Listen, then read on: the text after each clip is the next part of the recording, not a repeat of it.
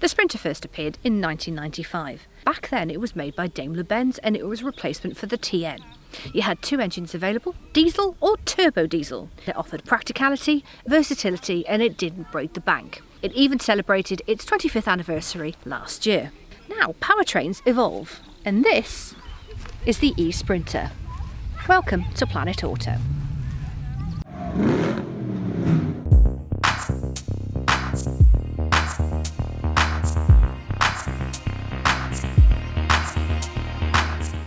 Welcome to a chilly Middleton Sands. And it's 8-9 months that we've been waiting for this day. It's been a fair while. And we are here with the eSprinter from Mercedes Benz. Now this is powered by an 85 kilowatt electric motor and has a 47 kilowatt per hour battery. Is it capable enough to carry a large Sprinter? Well yes, it is. But you'll see all about that in the driving section. Prices for the range start at just over £52,000 and we have the progressive trim. And there's only one size and one trim. Like Annabelle mentioned, it's progressive and it's L2 and H2. And you get a 96 mile range and you can recoup as well. It's got driving modes, different levels of regen braking. It also has 2 levels of charge. You can use a Type 2 or a rapid charge. Unless you knew that this was an electric vehicle, there is very little to differentiate it between the 3rd generation Sprinter, and the biggest difference is this. Ta-da! You've got Type 2 and rapid charge. Apart from that, the front is pretty much exactly the same.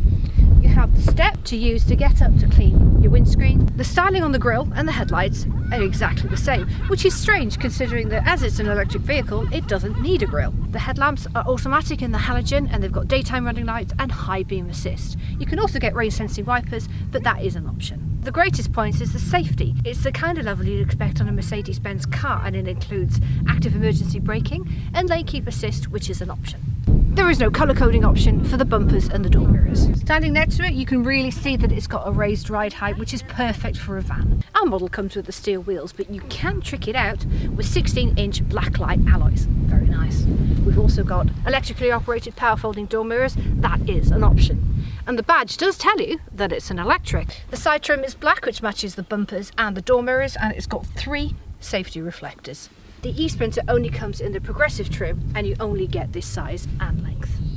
We also have disc brakes all round. My word, you really do get a feel for the size of this van when you're standing at the back of it, and especially when you're as short as I am. I mean, look, I can't even point to the top.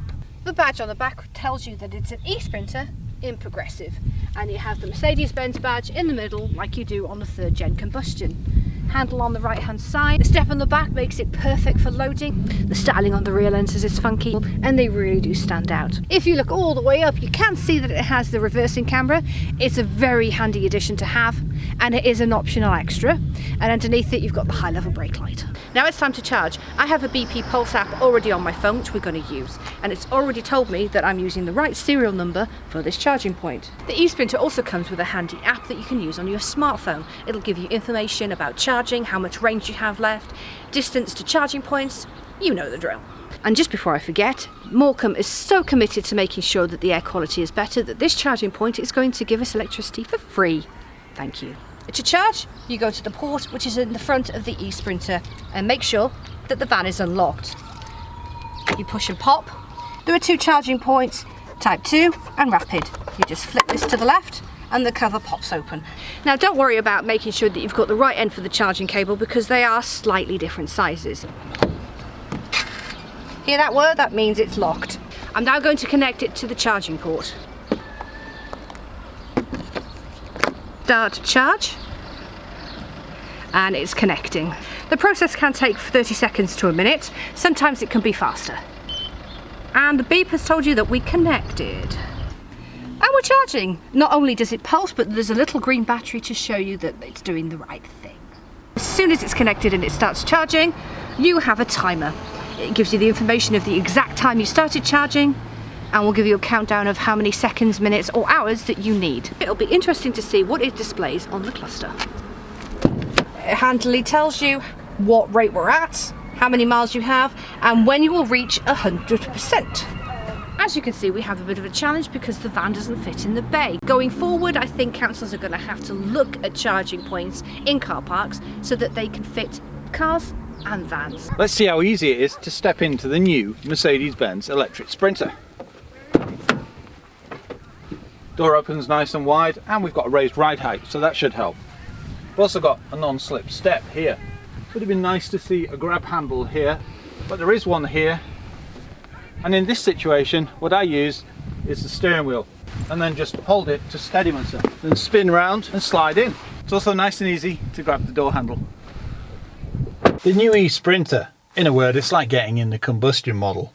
I am a fan of the interior, especially this panel here. Retro vents and Sprinter in a rather funky font. Vans should be easy to maintain, simple to clean, with lots of storage points. Places for clipboards, cup holders and multiple points just to stuff things. That's why the Sprinter's done so well for so long. I've got electric windows. I've also got the optional power folding heated door mirrors as well. And we have the option of blind spot detection. And it even picks up pedestrians, as I've found a couple of times when I've seen the triangle illuminate. On the right hand side there's a panel here, and it's got your electronic handbrake. You've got automatic headlamps with a nice rotary dial. You can also adjust your headlamp beam as well, which would be perfect if you were towing, but it's an electric vehicle so you can't.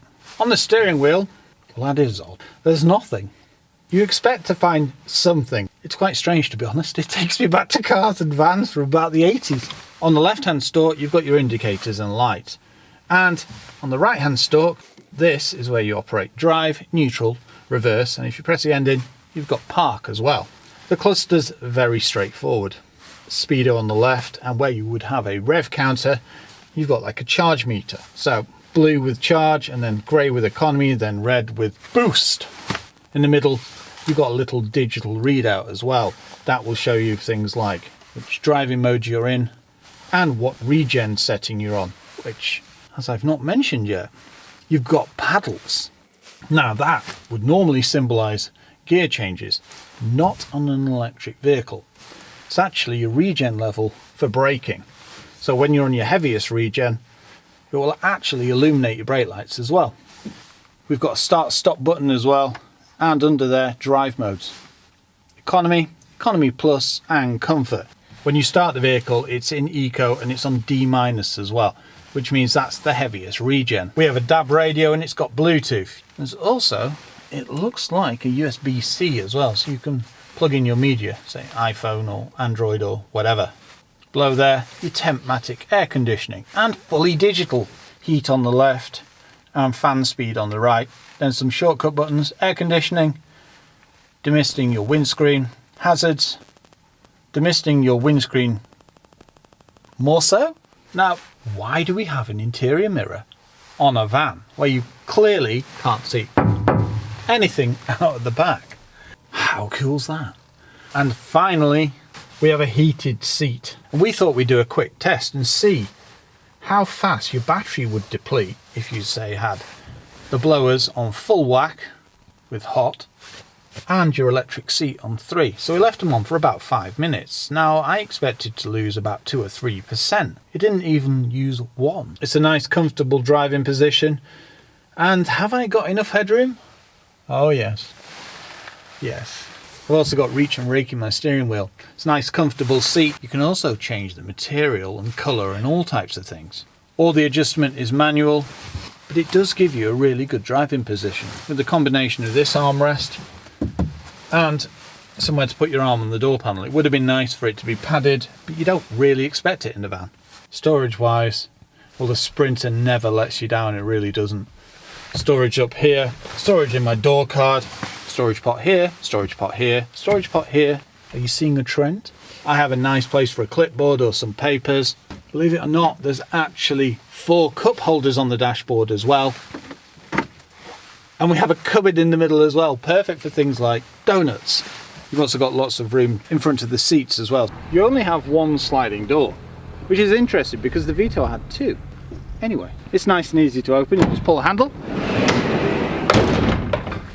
And if you want to close, pull sharply. And also, another way to close it is to pull this in. Pull that down. Ta-da! Big arms doing that.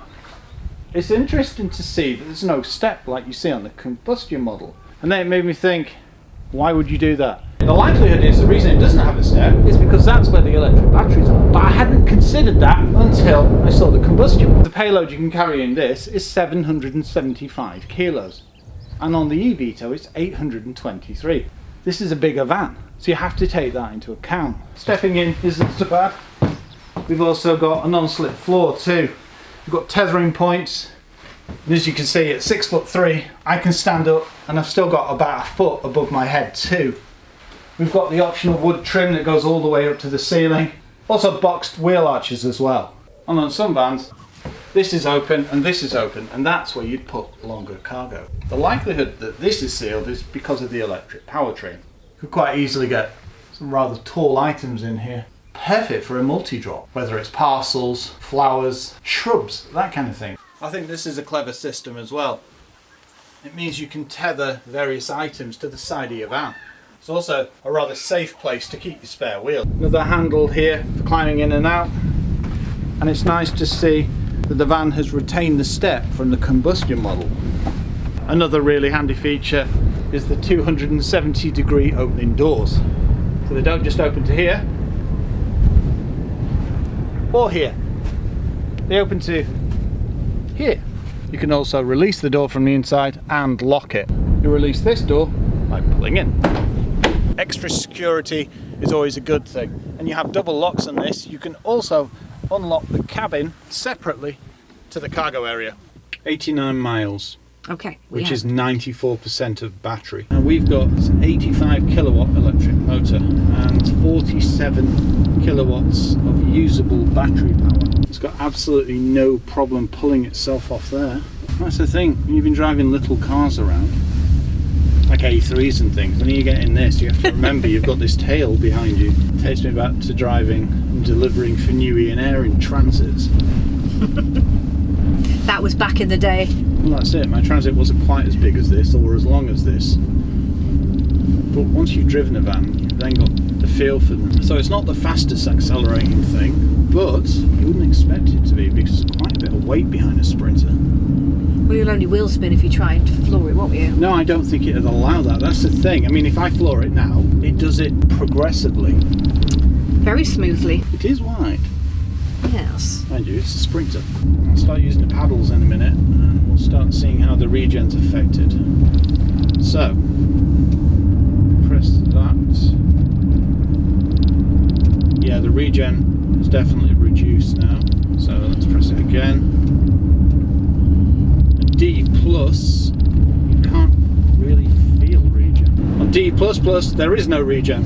We're literally rolling, so we can coast. Bear in mind, if you're coasting and not using your regen, you're not going to recoup power, or if you do, it's going to be minimal. It's very smooth. You can tell it's got heavy batteries, can't you? Doesn't Yes. it feel well planted? There's not too much bounce either, considering we've got no payload. No, and being so high up, you'd think there'd be a bit more of a sway or a body roll. It's very minimal. It's also kitted out with sway assist as well, so in heavy winds, you've got something watching your back. I would say that that's an essential function for a van of this size. Yeah, definitely. So I'll put my foot down now. So we can still whoosh in, you know. That's up to 40. A little bit more of a body roll on this, but nothing bad. Well, and I do have a handy It feels handle like a here. Sprinter in my opinion. It just... It does. It's exactly that. Yeah, pretty much no difference. Which, to be honest, with a hybrid or an electric vehicle, that's exactly what you want. Yeah, well that's what van drivers want as well. They don't want something that's going to feel too light. Let's see, right, this is comfort. So this should change the characteristics of the drive, and it has. Very much so. Much less body roll. Yeah. Much smoother. That is noticeably different. Ah, that must be economy. So we've got economy, economy plus, and comfort. Ah, no dynamic. It's a van!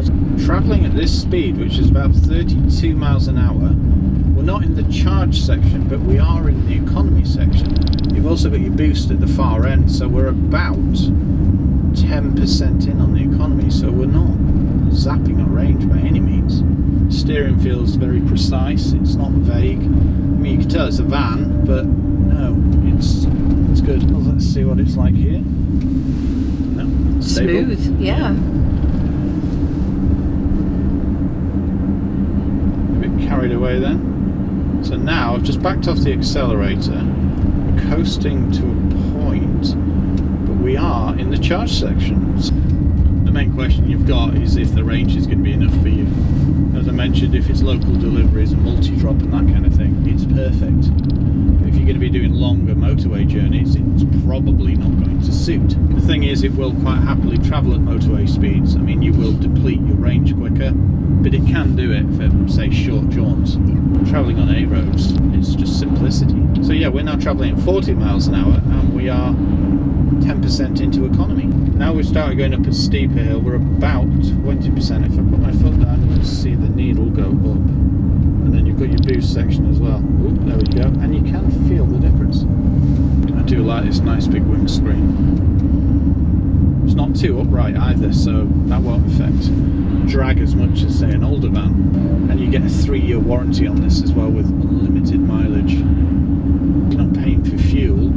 The price of it, which is, I think it's about £52,000, you'll recoup a lot quicker than you'd actually expect. I think on the Vito it was around 4 years, which isn't bad. It's refined in here, isn't it? You don't hear much road noise at all. The only reason you do hear some is because there's not the noise of a combustion engine. That's it. An electric vehicle has to be so heavily refined because you would hear lots of road noise and bumps and all types of things. But yeah, and there's a Vito. Hello! I bet you when the vans all get together and they talk about who they've been pootling around with, they'll be like, those Planet Auto too, they're a bit bonkers, aren't they? I'm trying to weigh up if comfort's using more. It must do, because otherwise you wouldn't have an economy setting. There you go. Right, so D- is the heaviest regen. Don't know why I panicked then. I suddenly thought I was in a 40-foot wagon. You totally gooseninoed then, didn't you? It's, yeah, it's height, isn't it? You've got to always be aware of it. Yeah. Yeah, regen's very good. Very heavy. That's what you will use to recoup up to, I think it's about 14. Yeah, something around 14 miles per journey. Well, that's what it was on the Vito. I'll have to verify on the Sprinter. So let's floor it from the lights, and you can get up to, that's 30. That's not bad. Ah, that was quite quick. Probably not even 1%. No. So if you need to get out of trouble, you can just blip it. Blippage. It's good to drive, nice and comfortable, and it will feel. It makes you wonder how the comfort will feel actually when you've got a load in, because the way it made it feel then was that you had a load in the back. It just eliminated body roll and made it more precise. It's more stable, because it feels stable anyway. You wouldn't have a van like this that didn't. Does that make sense? I don't know, because pickups, when you've not got a payload in the back, they will skip all over the shop. Yeah, but that's a pickup. Yeah, but there's not that much difference in comparison. We've got active emergency braking, but we've got no cruise control. So we're now travelling at 30 and we're using about 5%. It is time for range check, as we are now at our destination. We're at home base in Morecambe. So 83% of battery and 80 miles. We had 89 miles of range and we had 94%. So we've used 11% of the actual battery, and we've actually used 9 miles of range. 9 miles of range. So we've used less. Yes, we have. So we think we're carrying around 300 kilos. Doesn't seem to have affected performance. It feels more stable, doesn't it? It does. You can tell you've got a load in the back. You really can. It will creep. So, floored from the lights. Boost 100. That is smooth. I was going to say that feels nice. That's with D- and in economy mode. Well, we've gone down 1 on each, so it's gone from 72 to 71 and 82 to 81. So there is a difference with weight. Yes. Okay. Boing. Sounds like a Johnny cab off Total Recall, that's what it is. Yes. Very good brakes. Comfort's telling us we've got 69 miles. Mm-hmm.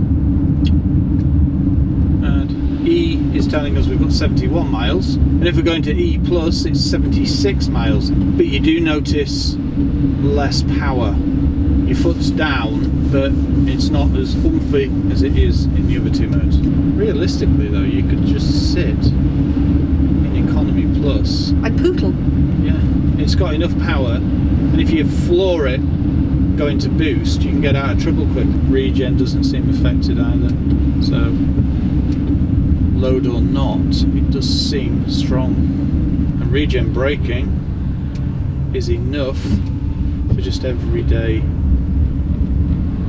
traffic. It's quite something. We're doing about 35 down the hill, and we're in charge now. We're not accelerating, you're just literally coasting. We're still in charge, and it's levelling out. It's only now we're back up to about 25% on the economy bar. It doesn't have to be a steep hill to be back in the charge. It's not phased by hills. It's carrying this 300 or 400 kilos with no problem whatsoever. And it's been very calm, but fun. Yeah, the thing about this size of Sprinter is it's not too big to manoeuvre, so you can turn around quite easily. And the turning circle's not absolutely massive either. I think I might actually prefer driving an electric van to a diesel van. Yeah, you don't get as much range and things like that, but it's a very soothing experience. You've got all the power you need, plus I've got my electric heated seat on, and everything is good with the world. It's a very serene experience, isn't it? The eSprinter is perfect for multi-drop deliveries and is eligible for the OLEV Grant. It's a versatile, large electric van that delivers 114 brake horsepower, 295 Nm of torque, yet is emissions-free and NCAP 5. It gives you over 90 miles of range and the chance to increase this using regenerative braking. This might just be the van you're looking for.